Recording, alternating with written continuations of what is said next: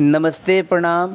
सबसे पहले हम आप सबके घर के छोट बेटा भोजपुरी गायक अनजान पवन, मैं भोजपुरिया समाज के गोड़ छू के गोड़ लागतनी। आप सबके बीच में एगो माई के भजन गावे जा रहल बानी, जो गाना हम खुद से लिखले बानी। पसंद आई तो ज़रूर लाइक करब, कमेंट करब। अरे ए मैया, ए हो मैया, बिगड़ल बा मोर समैया, रही ओढ़ा के रखले आपन अचरा के छैया। माँ ए मैया, ए हो मैया, बिगड़ल बा मोर समैया, रही ओढ़ा के रखले आपन अचरा के छैया।